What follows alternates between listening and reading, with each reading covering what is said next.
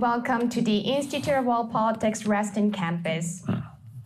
My name is Dr. Amanda Wan, and I'm the director of the China-Asia program at IWP. For those who are new to IWP, we are a graduate school of intelligence, national security, and international affairs. And we have 7 master's programs, including 2 online, as well as a doctoral program, which is called Doctor of Statecraft and National Security, and 18 certificates of graduate study, as well as a continuing education program. So if you are interested in learning more about any one of our programs, please feel free to come speak to me after the event is over, and I'll be happy to help you get connected with one of our recruiters. And also, if you'd like to support the work of IWP, please visit iwp.edu/donate. So I want to give you a little bit of background of our China-Asia program at IWP, which is a new academic initiative that encompasses academic courses, lectures, and research concerning China and Asia, as well as partnerships with academic institutions in the allied countries in the regions of Northeast and Southeast Asia. This program includes 2 lecture series, one Asia Initiative Lecture Series, and the other one is the China Lecture Series. Founded in 2017, the China Lecture Series is designed to promote discussion on China and the challenges this country presents to the US and the rest of the world. The China-Asia program is based in DC as well as IWP's Reston campus here at the Pragmatics. As Dr. Long Yuan, an IWP trustee and the founder, chairman, and CEO of the Pragmatics, and his wife, Kimmy Duong, vice chairman and CFO of Pragmatics, have kindly donated office space and classrooms in his corporate building. As a distinguished scholar practitioner, Dr. Long has been an active supporter of the US intelligence community while serving as a leading figure for the DC Vietnamese community, including the movement for Renaissance of Vietnam.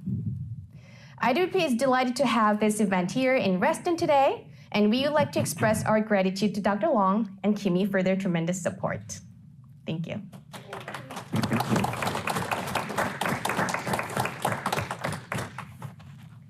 So today's event is part of the China Lecture Series, and Dr. John Lenczowski, the founder, president emeritus, and the chancellor of IWP will be presenting his lecture entitled U.S. Cold War Strategy Against China.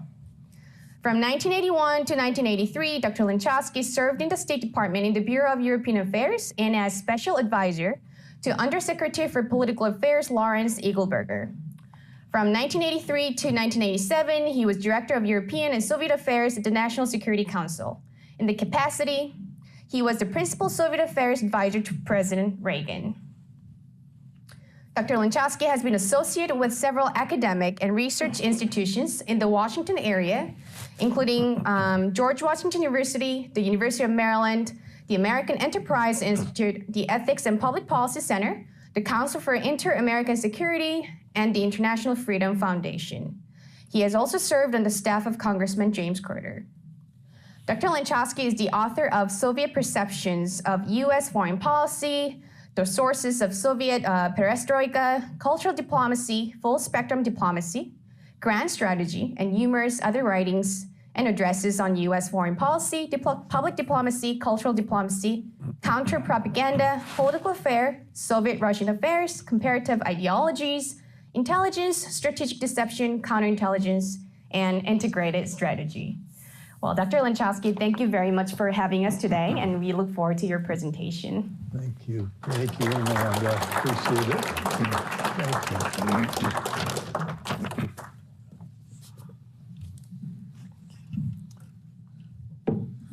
Thank you, Amanda, Dr. Wan, and I'd like to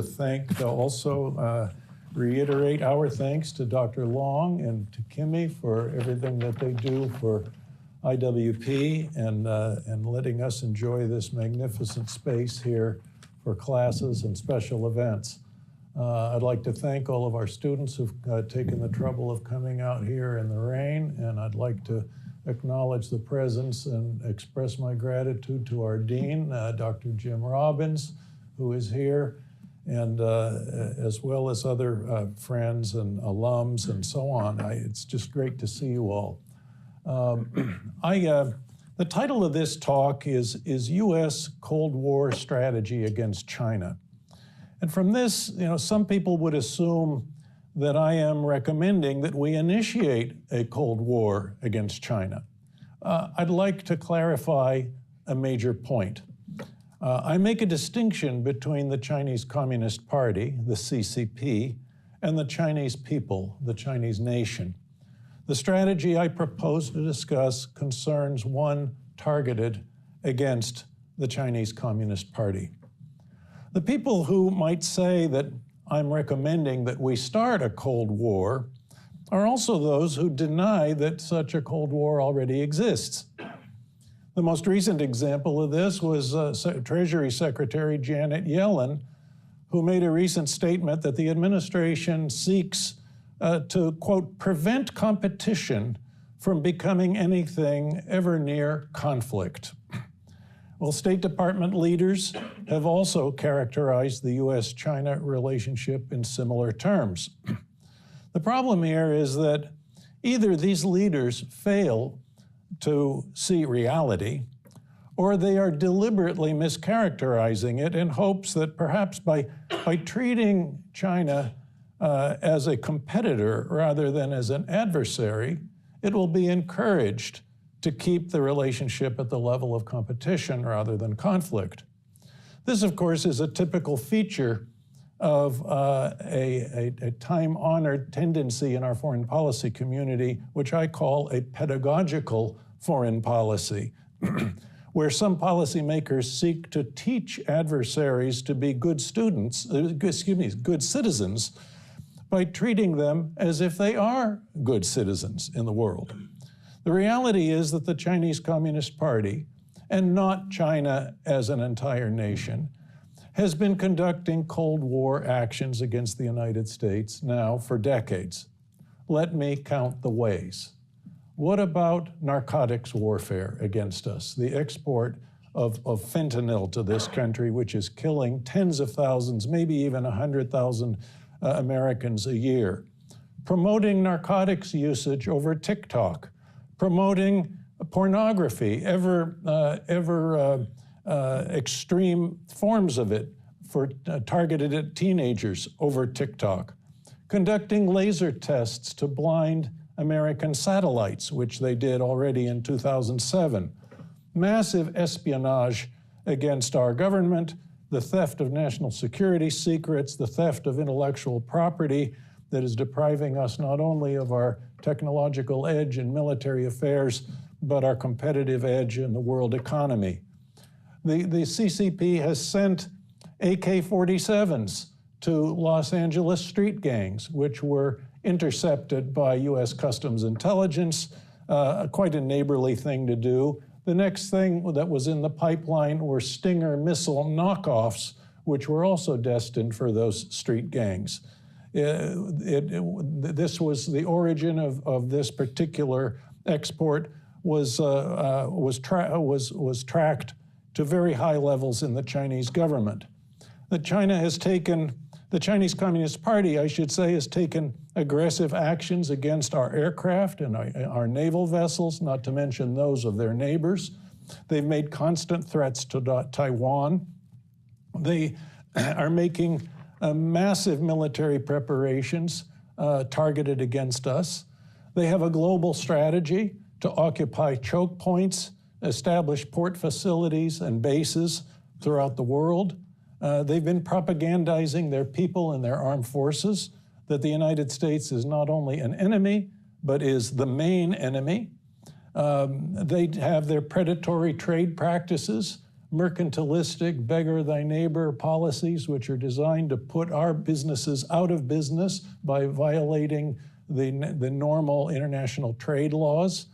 They support movements in this country that are designed to aggravate racial tensions and within our own country. They make threats to Chinese Americans who oppose the CCP by threatening their relatives in China.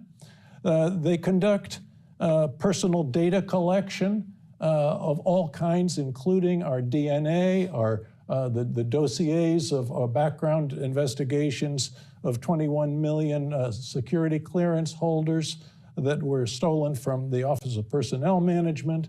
They're collecting DNA from the ancestry companies. So they're collecting information they have the information, the medical records of something like 70 to 80 million Americans that was stolen by from one of the major medical insurance companies.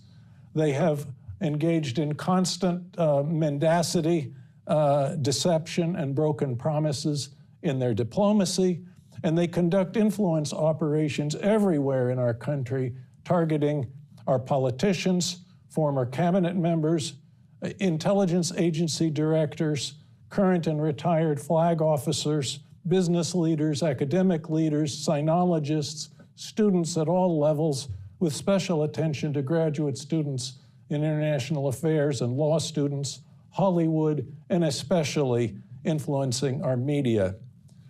The failure of successive U.S. administrations to share most of these facts with the American people and with the world is one of the greatest failures of leadership in the modern era. The only exception in the last 30 years was the last administration's work in this field, whatever you may think of its president. With all the self-censorship by those charged with our nation's security, is it any surprise that so many Americans still harbor enormous illusions about the CCP and its intentions, notwithstanding this greater skepticism about the CCP as a result of the COVID pandemic? Cold War with the CCP is real. It's ongoing, and until we start facing reality, we are going to lose. If we're to avoid such a fate, U.S. policy must do what it can to stop the aggression, to deter it, and ultimately prevail in the effort to eliminate the source of tensions between the two sides. So what indeed is the source of tensions between the United States and Communist China? The answer to this question is essential if we are to develop a successful strategy that can achieve genuine peace. One of the great faults of so much of American diplomacy is that its leaders too often try to create the atmospherics of peace rather than genuine peace. They like to target symptoms of tension rather than causes of tension, and fail to realize that one can never achieve a reduction of tensions without a reduction of concerns. And the concerns we have are the totalitarian nature of the Chinese Communist regime, its massive human rights violations, its crimes against humanity, including its genocide of the Uyghur Muslims, its cultural genocide of Tibet, its harvesting of organs of political prisoners for transplantation in members of its elite and foreign medical tourists, its espionage and intellectual property theft against us, its military buildup, and so forth. At the root of all these policies is the very nature of the CCP, its genetic code, its DNA. That nature is defined by the regime's ideological foundation, which produces the profound ideological incompatibility between communist regime and the United States. The failure of so many of our foreign policy makers to have an effective policy toward communist China lies in the failure to understand this ideological dimension. In the early days of the Cold War, George Kennan observed that the Soviet Communist Party hates us not for what we do, but for who we are. And who we are is a democratic republic whose very existence was a source of contagion and a repudiation of the validity of Marxism-Leninism, the legitimizing principle of the Soviet Communist Party's authority. That same principle holds for the Chinese Communist Party. For decades, our leaders believed that if we helped China with our technology, if we conducted harmonious trade relations with it, we would encourage it to undergo political reforms. This assumed that the party would voluntarily give up its monopoly of power. This utopian reverie was characterized by President Trump's last national security advisor, Robert O'Brien, as the greatest foreign policy failure since the 1930s. This illusion was born of the pandemic ignorance about totalitarian ideologies, and specifically communism, an ideology and political system which the bien-pensants decided no longer existed.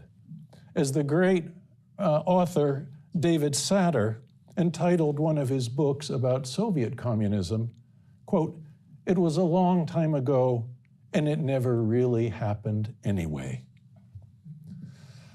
Laboring under such illusions, countless foreign policy, business, cultural, and academic leaders have relentlessly advocated and pursued policies of engagement, attempts to produce détente. These policies have inevitably proved to be counterproductive. They serve the CCP's interests by psychologically disarming Americans, which is the precursor to physical disarmament. Three schools of thought have underlain these policies. There are the foreign policy experts who, first of all, they're the foreign policy experts who suffer from diplomatism, which is the practice of placing the priority on diplomatic process rather than diplomatic substance. Keep the negotiating process going because, boy, if the negotiations somehow stop, then we necessarily will be launching missiles against one another. A completely bogus argument. There are the business leaders, academic leaders, sinologists, scientists, and others who personally profit, or their institutions profit, from engagement with China. Then there are the people who have been corrupted, co-opted, or recruited by the CCP, and here you can call them agents of influence. And there are many degrees of agents of influence. Some of them have been convicted of espionage, even though perhaps some of the worst things that they did to our country were in the realm of influencing policy. The dominant policy of engagement almost never includes efforts to establish a level playing field. Instead, most policies towards communist China have been proven to be defensive and reactive and seem to tolerate or be utterly unaware of the abuses that Beijing has heaped upon us. A complete strategy, of course, has to address defensive measures. And while I will touch on some of these, there's a considerable literature that already covers this dimension. The most salient of these concern reviving our military and preventing the CCP from stealing our military technology and applying it to its armaments, sometimes even sooner than we apply it to our own. Also among these measures is restricting the CCP's access to our capital markets, its participation in high-tech joint ventures, and so on and so forth. In spite of our sensitivity about some of these things, I just read in the paper yesterday that both Communist Chinese and North Korean delegations just were admitted to a huge U.S. arms expo that was taking place in Las Vegas and maybe is still going. What's missing from the various, from our overall strategy, however, are ingredients of a strategy that could be considered offensive. A strategy that would put the CCP on its defensive.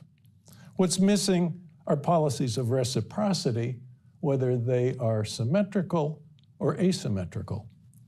Herewith are a few suggestions on how to develop and implement such a strategy. They derive from some key lessons of the Cold War that are as applicable towards China as they were towards the old USSR.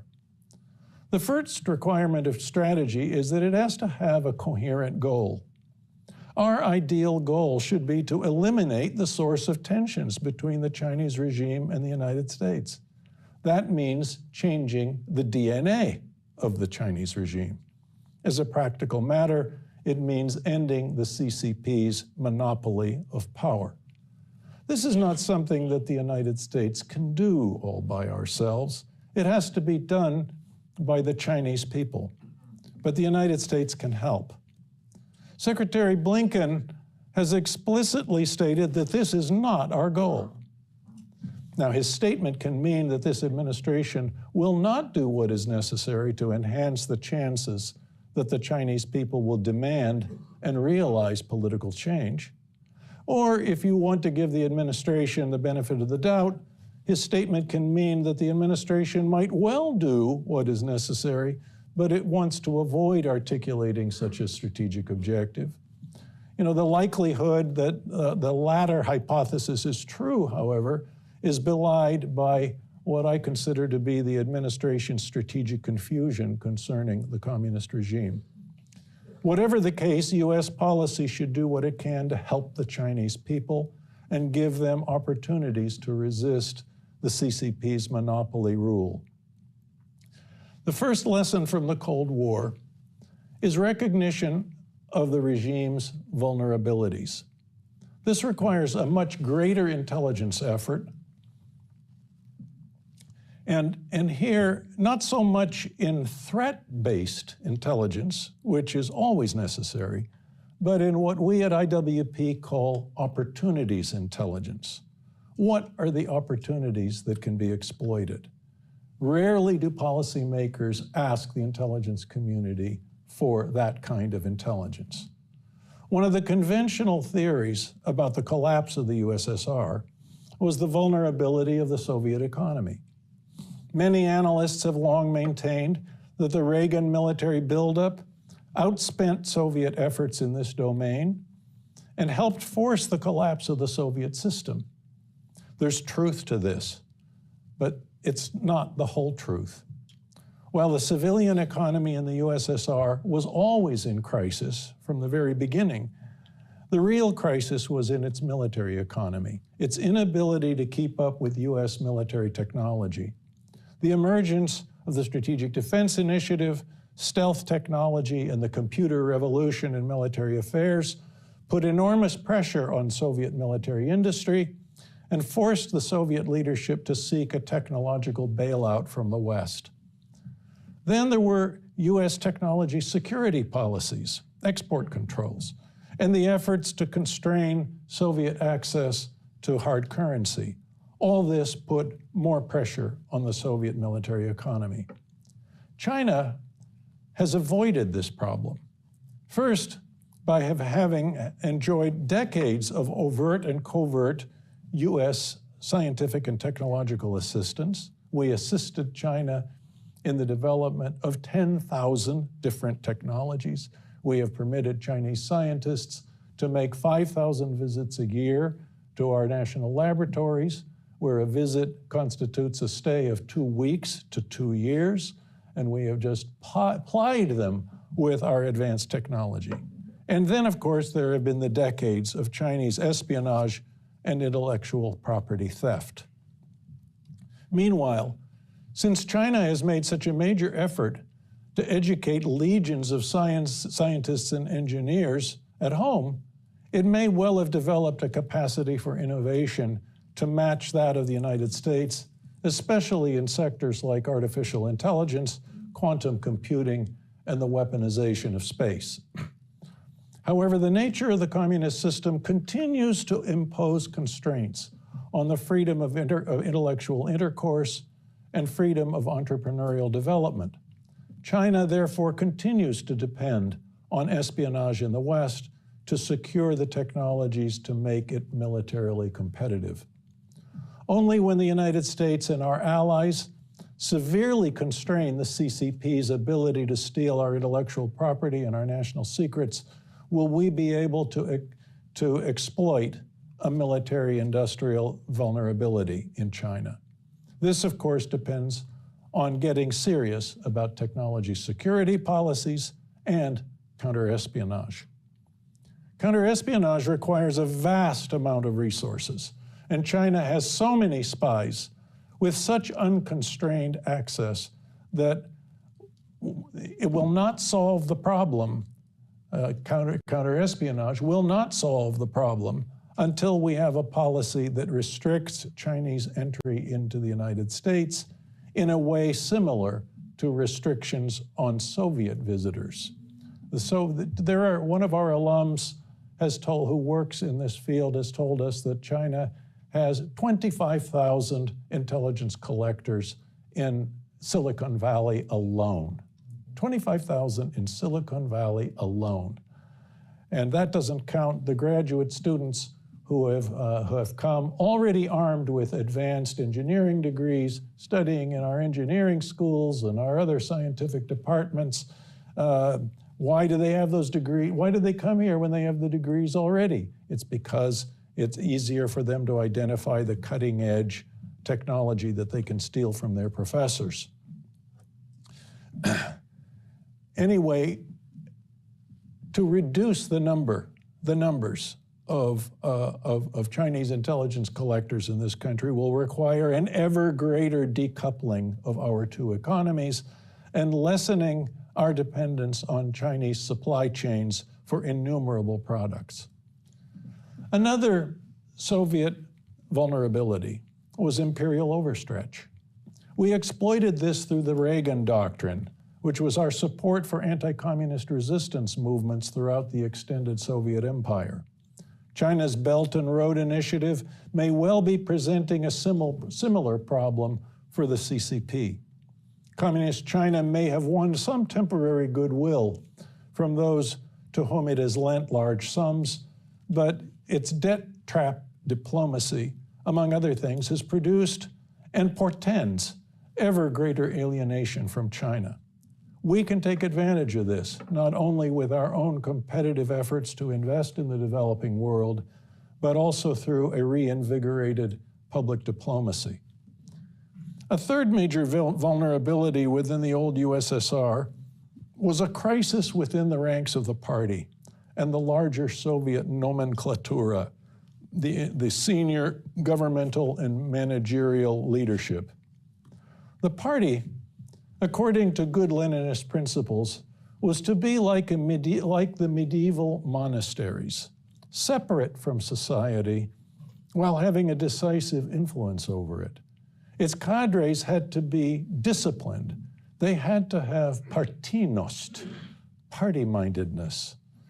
However, over time, the party became the province not only of ne'er-do-wells who wanted to lord over people who were more accomplished than they, but of cynics who were only after power. Marxism-Leninism, of course, is not only a theory of knowledge, a theory of history, of economy, of politics, and of society. It is also an ideology of how to seize and how to wield power. It maintains a rigorous system of enforced conformity, identifying deviations of many types. Excessive cynicism, characterized by cadres who use their party membership as an opportunity for self-advancement, is one of those deviations. The Soviet Communist Party was full of cynics and communists of convenience who were susceptible to corruption. They accepted bribes from the underground mafia. They invested in illegal enterprises in the underground economy, and they developed forms of self-interest which were at variance with the party's interest. In their corruption, they became members of society, ceasing to be separated from it like the monks, and they lost their party-mindedness. They ceased being good ideological robots, and they became human beings, even in their corruption. Andropov and Gorbachev both tried to combat this corruption in the USSR by conducting ideological purification campaigns. Gorbachev, for one, tried cracking down on the most corrupting influence, the underground economy. Having studied how this factor contributed to the Soviet collapse, the Chinese Communist Party has attempted to avoid this problem by co-opting self-interest and making it compatible with being a good party member. This policy, however, has not worked out so well. Xi Jinping has had to conduct a massive anti-corruption campaign, precisely because of the breakdown of party discipline. He sends deviationist journalists to ideological re-education programs. He has doubled down on the use of ideology as the standard of enforced conformity. He knows, as Lenin, Stalin, Andropov, Gorbachev, and Mao all knew, that ideology was the key element of the internal security system of the communist state. It is the foundation of semantic control, thought control, speech control, and ultimately behavior control. How then can a breakdown of party discipline be exploited? First, by exposing it, by showing how the party's time-honored methods of rejuvenating that discipline necessitate an attack on the humanity not only of members of society at large, but of the party members themselves. The party has divisions within it, in addition to all this, that can be exacerbated. Just as Boris Yeltsin made a genuine break with the party, figures within the CCP may do so as well. Ideological support for those figures can be a method to encourage them. But this requires two abilities which haven't been well cultivated within our government. One is sensitivity to the strategic importance of party discipline and the vulnerability that the party suffers when it has lost such discipline. And secondly, the capacity to conduct political warfare and ideological warfare. And this brings us to the main vulnerability. The central fact of political life in the old USSR was the illegitimacy of the regime, the fact that it ruled without the consent of the governed. As a result, the party had a mortal fear of its own people and of democratic ideas that could mobilize its people to reject them. To address those fears, the CPSU, the Communist Party of the Soviet Union, mobilized a massive internal security system and conducted a foreign policy that was designed to show the invincible power of the regime, that it was so powerful even against the United States and the West that how could people behind the Iron Curtain even contemplate resisting it? This same vulnerability, this illegitimacy, applies to China today. The party rules without the consent of the governed, and it must constantly ensure that there are moral or practical reasons why it deserves to be in power. In the old USSR, the party used its ideology as the legitimizing vehicle. But that wore thin, and so it had to find auxiliary principles. The main one was the Soviet victory in World War II. We, the party, were the ones who saved the nation from the terrible Nazis. Therefore, we deserve to be here. The Chinese Communist Party has the same problem. And just as the credibility of Marxist-Leninist ideology with Chinese characteristics has worn thin, the CCP has used its supervision of a rising economy to justify its rule. But the explosive growth rate of the past couple of decades has been drastically reduced. Of course, we can't be sure about Chinese economic statistics, which, because of the opacity of the system, are full of deceptive numbers. But given so many of Xi Jinping's policies, the past era of productivity is not likely to continue. This is due largely to three factors. First, the socialist economy, and as a matter of principle, produces inevitable dislocations. The state allocation of capital produces such phenomena as asset bubbles, such as in real estate, which could cause one or another kind of financial crisis. Secondly, the population is shrinking. And historically, population growth or decline has strongly correlated with economic growth or decline. And third, finally, the CCP's ability to steal our technology will likely shrink over time, especially as it dawns on our national leaders that it is not in our national interest to invest billions in R&D only to hand our intellectual property over to the CCP. This realization will inevitably produce the gradual decoupling of our economy from China's, and the CCP will start having to invest in its own R&D as it never did before. If we're to get serious about our strategy, this decoupling and our military buildup should be effected at warp speed. So the CCP's auxiliary legitimizing principle of party authority, its supervision of a growing economy, will gradually erode. Legitimacy is the key element of the internal security system of the CCP. It's needed to shape the public's attitudes into accepting the regime in power. Some people may appreciate the CCP for bringing a higher standard of living to millions of Chinese, so they might accept the party in power. When it comes to the ideology, this particular legitimizing instrument encourages the people to recognize that the CCP is indeed riding the crest of the wave of history, that its ultimate victory is inevitable, and that the forces of history are inexorable. Even if the cadres cease to believe in this ideology, it can never be abandoned, not only because of its essential legitimizing role, but because it sets the standard against which deviationism is measured. It is the drum beating for soldiers marching. It is a drumbeat of official falsehoods.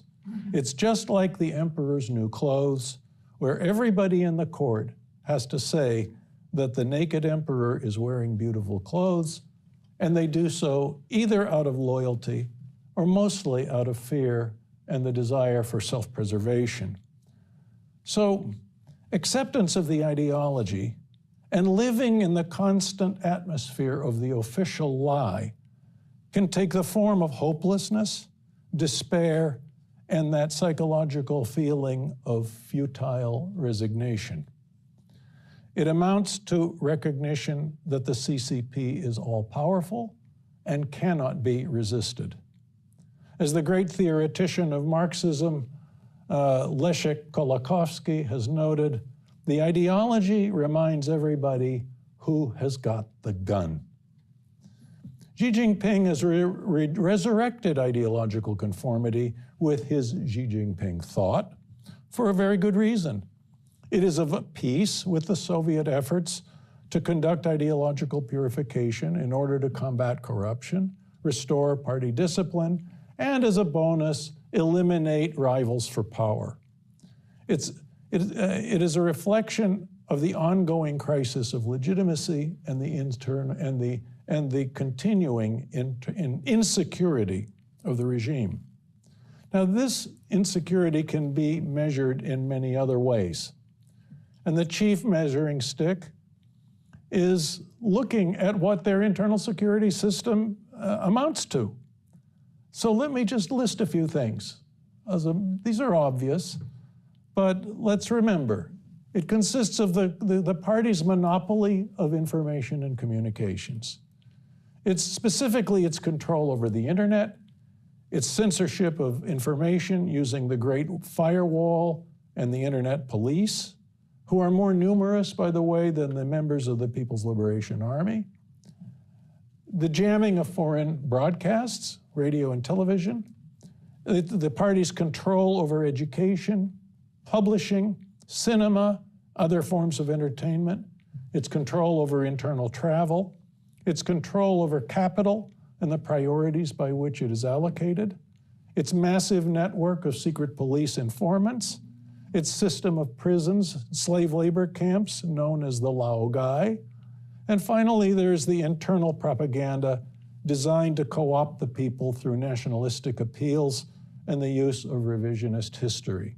And this is just some of it, there's more. All of these methods and institutions are designed to make up for the fundamental failure of the party's legitimizing vehicles. A strategy to achieve peace with China must therefore involve a policy that cannot be simply defensive and reactive. It has to have a positive dimension, a constructive goal. Communism cannot be fought solely with anti-communism. It must offer a positive alternative.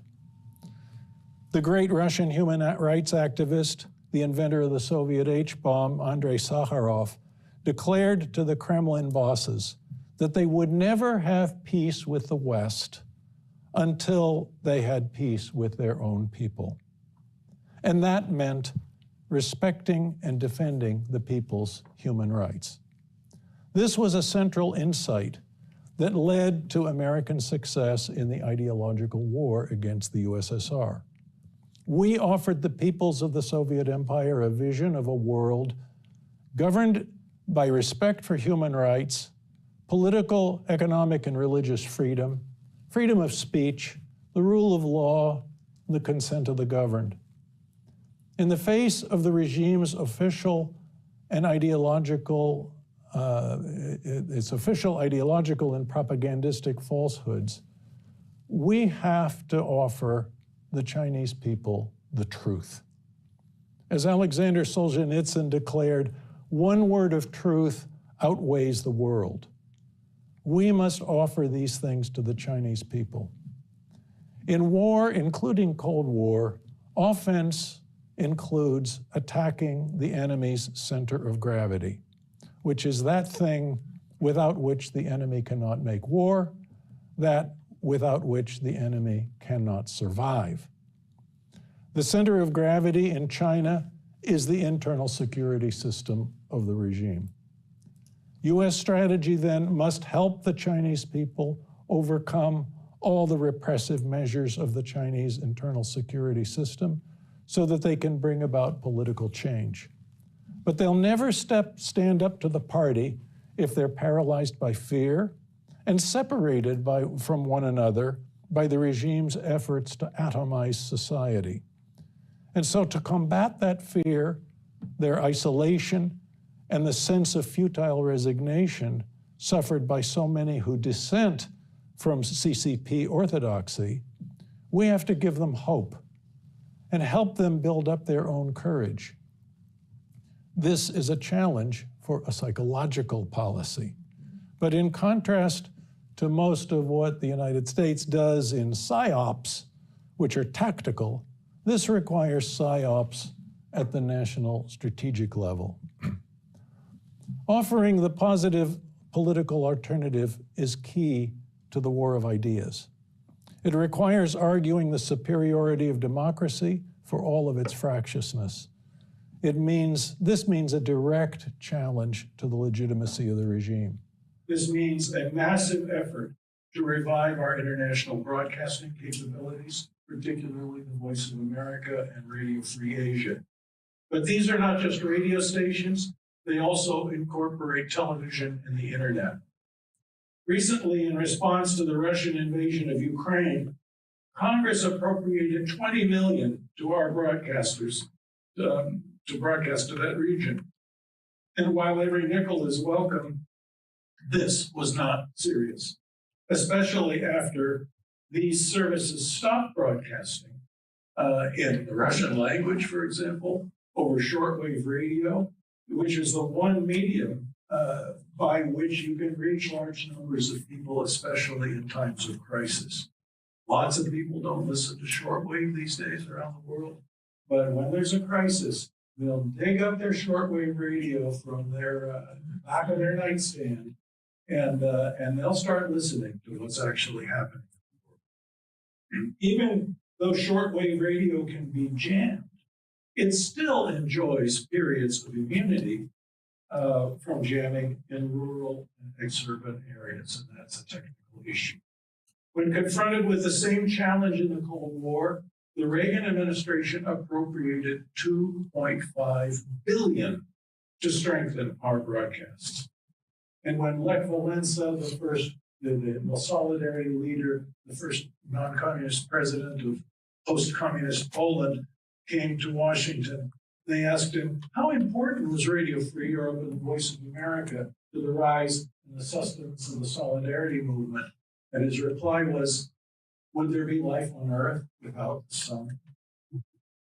Today, we have to try to reach the Chinese people in every way possible, through shortwave, medium wave, digital radio mondial, which is the application of the digital revolution to radio broadcasting. We have to revive television broadcasts. All these must be transmitted on many frequencies for many hours a day. We must make major investments to circumvent the Great Firewall. We have to use instruments like Starlink and the technology of a new company that is putting hundreds of satellites into space that are becoming orbiting cell phone towers that will make terrestrial cell phone towers obsolete. There are also battery-sized satellites that I've heard about that have the capability of broadcasting. Hundreds of them can be deployed to get the truth to the Chinese people. We also have to communicate with Chinese students, business people, and others who visit us. Hundreds and even thousands of those visitors are able to come here, of course, because they're privileged members of the Communist Order. But students, for example, can't fully take advantage of American freedom. They're tracked both technologically via their cell phones and by their secret police minders, including representatives of Confucius Institutes on American campuses. The CCP's intelligence services have even set up their own police stations on our territory to suppress Chinese residents here. We should not only shut down the Confucius Institutes and the police stations, but make a special effort to communicate with Chinese students and enable them to communicate with the rest of the world and with each other without fear that their CCP-supplied cell phone is bugged. We should give each of them a non-bug cell phone and maybe even their own non-bug laptop. We have to prevent the CCP from controlling the global internet by monopolizing the whole 5G system. Communist regimes not only fear the truth, they fear the instantaneity of information. And they fear information media that their people can access in order to communicate with millions of their fellow countrymen. What happens when there is a civil disturbance in a totalitarian country? The regime cuts off all communications to that locality. Only then does it crush the demonstration, the riot, or the strike. And if news gets out to the rest of the nation about such a disturbance, it was that the disturbance was crushed. But if the news gets out before it's crushed, the opportunity arises for the disturbance to spread. That's what happened in Poland with the Solidarity strikers. They developed underground lines of communication to Radio Free Europe and the Voice of America that enabled them to broadcast to millions of their own countrymen that of the very existence, the news of the very existence of that strike. The regime, of course, cut off all communications to the city, but the news still got before that, in spite of that, to millions of Poles that the strike was happening, and millions of people joined the Solidarity movement, which presaged the collapse of the Soviet system. One of the soundest principles of strategy is that you have to know who your allies are. And it goes without saying that the building and strengthening of alliances with Japan, with India, Australia, South Korea, the Philippines, and even Taiwan and Vietnam and others is essential if we are to successfully deter war. But in my view, the greatest potential allies in all of this, especially if we're going to achieve genuine peace with China, are the Chinese people. And among them of course, are members of the Chinese diaspora all over the world, including so many here in the United States. We have to work with their organizations and prevent those organizations from being co-opted and corrupted by the CCP. We have to work with the National Endowment for Democracy and enable it to help the democratic movements within China. There are something like 70,000 civil disturbances in China every year. Most of them are riots or demonstrations that usually protesting local Communist Party corruption. Do these demonstrators, or for that matter, does the whole Chinese nation know about the existence of the other disturbances? They don't. And this is because of the effectiveness of the regime's control of information. If there is a center of gravity within the larger center of gravity of the communist internal security system, it is the party's monopoly of information. The central strategic objective of a U.S. strategy must be to break that monopoly. There are myriad of steps that can be taken as part of an offensive strategy, but I've attempted here to set forth some of the basic strategic principles that involve information, political and ideological warfare, and psychological strategy. These are all vehicles, non-kinetic vehicles of warfare, of statecraft, that Beijing has mastered and is targeting against us on a daily basis. It's time that we respond reciprocally with truth and with courage. Thank you.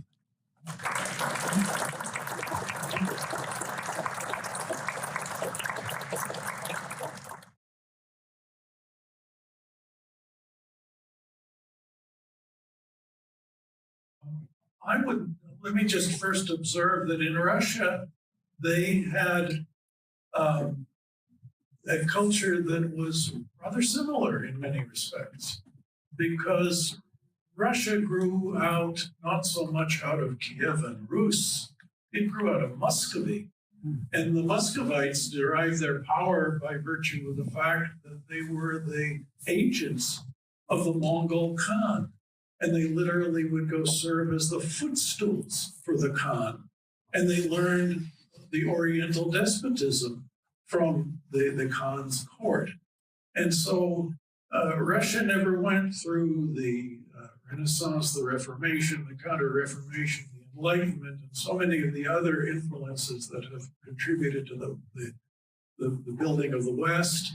And so there has been a not dissimilar culture of acceptance of authority, of autocratic authority in Russia. And yet the people still knew that there was something dreadfully wrong about the Communist Party rule.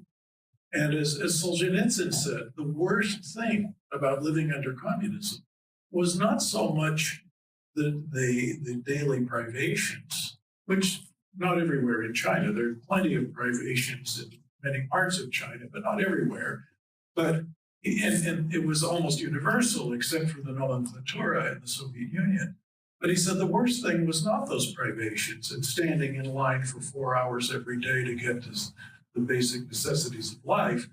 It was the daily force feeding of a steady diet of lies. And as some of you may have heard me say, I like to quote Solzhenitsyn on this. He said, when the lie fastens its claws around your neck, it is not only an attack, a political attack, it is an attack on your human dignity. And that problem exists in China. And even though people may accept autocratic rule at one level, there is a certain natural sense of justice. And there's so much injustice in China, and there is so much official falsehood that it goes against people's natural inclinations to listen to what is true. And so the daily force feeding of a steady diet of lies is something which is by the natural law alienating to people, and it is something that can be exploited by our efforts. And I think that the Beijing regime has done a great job at harnessing Chinese nationalism. But we should start somewhere and make it clear that the Chinese people are not our enemies. But this requires a diplomacy. Most of what the State Department likes to do is government to government diplomacy, and they do some public diplomacy. But public diplomacy is not your ticket to advancement in the U.S. diplomatic corps. And so, many of our traditional diplomats are suspicious of public diplomacy because it rocks the boat when it comes to official bilateral relations. And we need to be more sophisticated about conducting a double-track policy that may be a correct policy or a policy towards the regime, but a warm policy toward the people. And those are two separate policies. I think that there is a compatibility between the two sides, and I think that for a long time it was my view that China was actually objectively the greatest threat that Russia was facing, and that if Russia got off its imperialist, revanchist enthusiasm, that it perhaps ought to be collaborating with the West in some kind of an effort to contain China. I can hardly wait for the day when the labor force in one of these eastern Siberian provinces decides that it wants to have a referendum over which country it wants to live in, a la the Crimean referendum.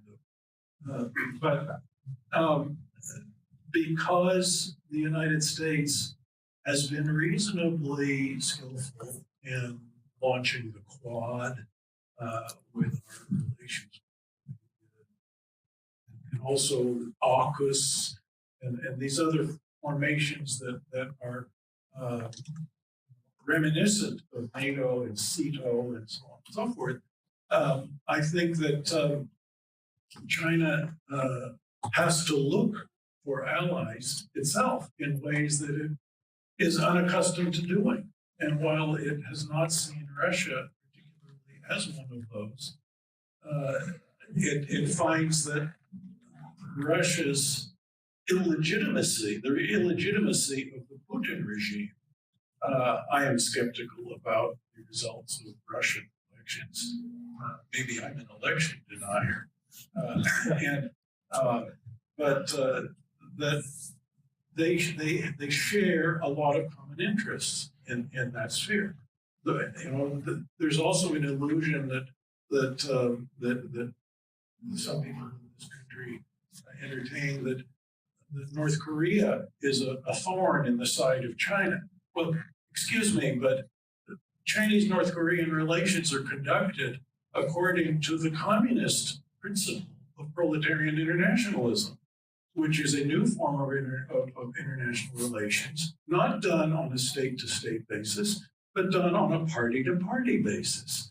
And so maybe they're not doing party-to-party relations, so to speak, with Russia, but there is a certain compatibility there.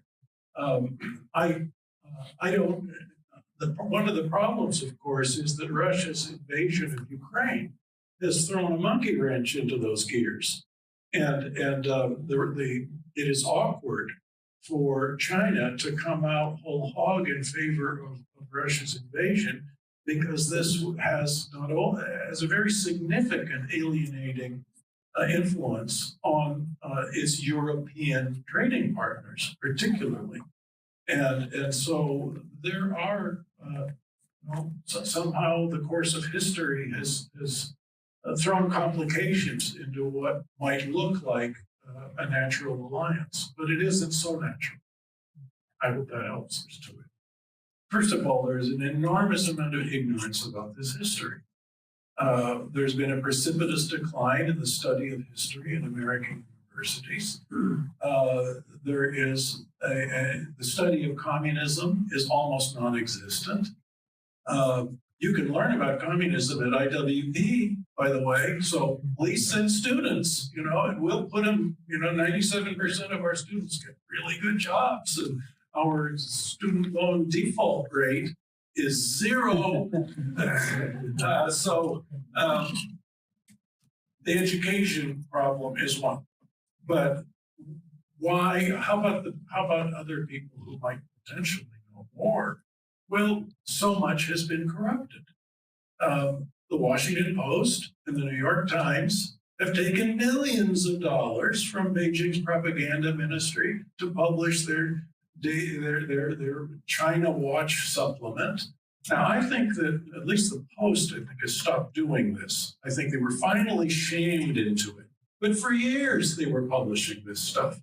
And the China Watch supplement was not only classic communist propaganda, which is designed to make China look like a normal country, a normal state, but the real damage is what the Washington Post and the New York Times did not report about strategic developments that are in China, coming from China, that are inimical to the national security of the United States. You could not read about new military developments, military buildup. You could not read about their espionage unless there was some very, very high-profile spy case where the FBI arrested somebody and so on and so forth. But the media, the television media follow the lead of the New York Times and the Washington Post. So the media have been remarkably corrupted. Our China experts have been corrupted. They've been given all expenses paid trips. And by the way, our journalists resident in China are subject to self-censorship, enormous self-censorship, and then many of them, are shown and only go to a place that I call Chinese Tourlandia, and so then you've got the business leaders who are effectively co-opted. The neutralization of the U.S. business community is a strategic coup that Beijing has achieved, that are making, that is making, Lenin and Stalin and all of them just roll with envy in their graves at what China has managed to do. They have corrupted our think tanks. Let me count some of them. How about the Carnegie Endowment for International Peace? How about the Center for Strategic and International Studies? How about my alma mater, Johns Hopkins School of Advanced International Studies? How about the Carter Center, the East-West Center, the Atlantic Council? I think all of these and others, except one. I can't remember which one is, so I don't want to besmirch everybody, but all of them have done joint projects with front organizations of Chinese intelligence, and all but one of them have taken money from front organizations of Chinese intelligence. And these are our think tanks. And then you've got the corruption of our former cabinet members, secretaries of state, secretaries of defense, flag officers, intelligence agency heads. And these people, they leave their government service, they go work for Madeleine Albright's Stonebridge Group or the Cohen Group run by William Cohen, former Secretary of Defense and Senator. And they're in the business of opening doors in China for American corporations. So even though the American corporation pays them, they are indirectly on Beijing's payroll. And you can hear them all talk about the threat of the jihadists, the threat from the Russians, every other threat in the world. But you'll never hear them talk about the threat from China. That's the problem. They have been neutralized. And I can go on. Hollywood has been affected. So every major opinion forming influence in this country has been affected. And it is a remarkable corruption. And it is because people want money more than they want to keep their freedom in the United States. of America. I think that we should welcome a political change in the direction of democracy. Democracies tend not to want to go to war with one another. There is nowhere near the same constituency in a democracy in favor of massive military spending. One of the reasons why in the Soviet Union, the party had to maintain not only its monopoly of power, but its monopoly control over the economy, was because it had to set the military and its means of domestic mass mobilization, propaganda, and internal security as the highest priorities in the Soviet budget. And our intelligence community once told us that the percentage of the Soviet economy devoted to the military was 5%. It was actually more like 50%. And I actually saw one study in the immediate post-Soviet period coming out of Russia that said it was as high as 80% of the Soviet economy was devoted to the military, which I don't know that was particularly credible, but I think the 50% figure is much more credible. I think that the notion of a hegemon, this would be a more regional thing. A democratic China that wanted to cast the shadow of its power over the East Asian region would probably not be a lot different than the American hegemonic power over our neighbors. After all, is American hegemony over Mexico and Canada, for example, is that really a kind of a chilling relationship? Is it a bogus form of peace? Actually, it isn't what you would call classical hegemony, because there are really actually good neighborly relations between us and Mexico and us and Canada. And I would imagine that Chinese relations with Vietnam and with Korea and with even with Japan, would be more harmonious if it were, if it were a democracy, and if China were focusing on commercial affairs rather than subverting the world. China wouldn't have an interest in controlling both sides of the Panama Canal. It wouldn't have an interest in building a military base in the Bahamas. It could worry about the standard of living and the freedom of its own people, assuming that that's the direction it went. So I would welcome it. And of course, we hoped that perhaps something more benevolent would emerge in Russia after the collapse of the Soviet Union. But one of the problems is that the democracy that we hoped would emerge wasn't going to emerge so easily, because the nomenclatura, the party apparatchiks and so on, were so well entrenched. And they were able to steal the means of production, basically buying those vouchers that were distributed to the people, stock vouchers for, kopecks on the ruble. They basically stole the means of production, and they became the oligarchs. And many of these people had the idea that capitalism is thievery, so we'll be thieves too. And so I don't imagine that the kind of society that it has taken us a couple of 100 years to build, which is still imperfect, for goodness sake, is going to emerge in China, in a post-communist China. But something better than what exists now will emerge if there is some kind of political change and that party ceases to have its monopoly of power. I think that that's an excellent point, and it only reinforces very strongly the point that I made, that we need to be engaging in some of our policies, like the restoration of our military power and the decoupling from our dependence upon Chinese supply chains at warp speed. I mean, this is such an urgent matter.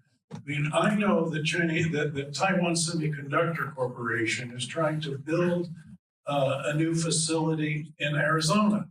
And the problem is that it can't run that facility without having enough engineers. And we don't have enough semiconductor engineers here to do the job. And so Taiwan is bringing them over there, bringing our people over there to teach them how to do this. And they better teach them quickly. But we need to make sure that we are successful in deterring a Chinese invasion. And it's very difficult to tell what the strategic decision might be. I mean, there's by Beijing when it comes to Taiwan. The last couple of years have been, in my view, a very dangerous period in dealing with China, because there may be a sense, and perhaps there is a sense, that in Beijing, that they are a lot stronger than they actually are, especially if they're going to deal with, not only our forces, but with allied forces. And when they see the rise of Japan's national defense force, they have to, this is something that they've got to be extremely worried about. And it's, of course, the fact that Japan has felt constrained to do this is a sign of its lack of confidence in the credibility of the American deterrent, which is not a good sign. I'm glad that the Japanese are going to start contributing to all of this. And even, during the Cold War, even though a lot of people got mad at France for not being part of the military structure of NATO, I kind of liked the fact that the French had enough will to have their own force de frappe and their own deterrent. And that when it came down to brass tacks, France would be on our side. So I think it's good that Japan is doing this, but this is a perilous moment, because maybe China may want to try to take Taiwan before the Japanese forces or the American forces get sufficiently large to be a clear deterrent. We need to be much more concerned, much more intensive, and I don't see a lot of strategic leadership. Maybe in the new House of Representatives, there's going to be a new committee on China, and I think that this is I think it's a very constructive thing. But the national conversation has to move a long way if we're going to try to do what's necessary in order to prevent war.